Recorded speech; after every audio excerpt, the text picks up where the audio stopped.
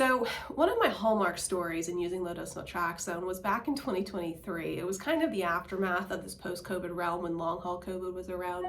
And I had a gentleman who had reactivated EBV virus, which is mononucleosis. Okay, so that virus that makes you feel severely fatigued. He also had long-haul COVID, which I probably should have put as one of the other categories of which we use low-dose naltrexone for. I apologize. But he couldn't get up off the couch. And now this guy was a farmer and formerly bicycling 30 miles routinely. And he couldn't even get off the couch to make a sandwich. That would fatigue him so easily. So part of my prescriptive plan for him was to put low-dose naltrexone on board, not only to boost the immune system, but then to help him with a little bit of some pharmaceutical energy to get him through the hump. And wouldn't you believe it? After the first month of using it, thankfully, I mean, this was one of the first cases I had in using low-dose naltrexone, so I was a little bit, we'll see. But he was able to get off the couch, make that sandwich, and start walking around. After month 2, he was out in the garden and he was gardening. Month 3, he was back on the bike and he was bicycling up to almost those 30 miles 3 times a week. And I was overjoyed for him, and he was very thankful for the low-dose naltrexone experience of things. Now, low-dose naltrexone, what forms does it come in? Okay, it comes in oral capsules, it comes in liquid drink, sublingual tablets that dissolve, and then sometimes topical solutions, often compounded with other things for different purposes. You will titrate low-dose naltrexone. That is the advantage to it. So some people will start at 0.5 milligrams, and then about every 2 weeks, maybe as early as 7 to 10 days, you will step up your dosing either by the 0.5 milligrams, or there's a faster, more aggressive approach to start at 1.5 milligrams and then increase it by 1.5 milligrams every 2 weeks.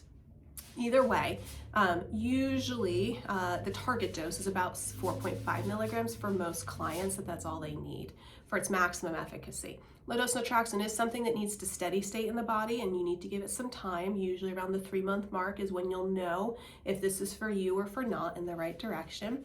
It is something that you can use long-term without a great risk of dependency or toxicity.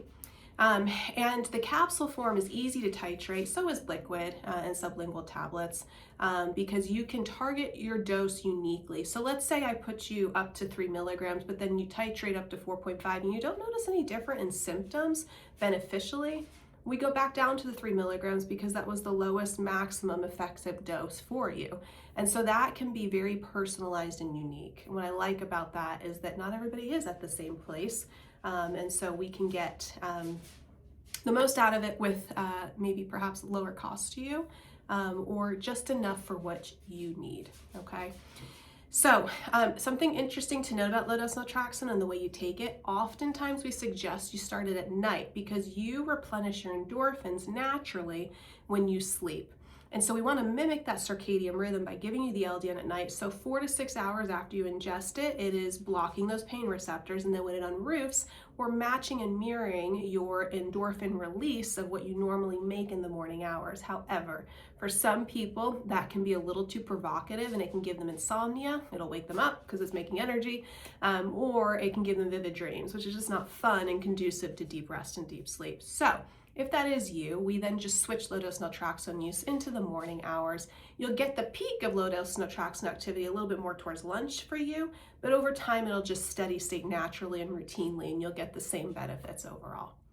So I thought I'd just talk a little bit about what is low-dose naltrexone. Very interesting. No, it's not Narcan, the opiate reversal drug that you snort up or stick yourself with, but it does have a similar mechanism of action in some sense, in that it works in the pain receptor category. However, its overall purpose and primary intent is to raise those endorphins or those enkephalins. I haven't talked about maybe 5 other mechanisms of actions that it's doing in the background of some scenes. We'll save that for another day, but for the purpose of this video and this content, I would just like you to know that low-dose naltrexone is a very accessible, very universal application of an off-label pharmaceutical that may be relevant to you or your family. And so if you're interested in low-dose naltrexone, One resource that I have for people, it's called ldnresearchtrust.org. If you do ldnresearchtrust.org, you can look up a lot of case studies, some of the literature on it, research-based. You can look up different persons who prescribe it, and then there are some books, and then some like webinars and things. If you want to read a little bit more about it beyond just me talking, feel free. Well, if you are interested in low-dose naltrexone and you think it might be relevant to any of the above things that I mentioned, and one thing I should actually say topically, we have compounded low-dose naltrexone into like eczema creams or psoriasis creams. I've also used it on some scalp formularies too. So I didn't go into that very much. We mainly leaned into the oral categories. But if you're interested in what low-dose naltrexone is, how to use it, does it apply to me, feel free to reach out to Kaylon West. We'll have our practitioners ready to discuss that with you and see if it has some relevancy.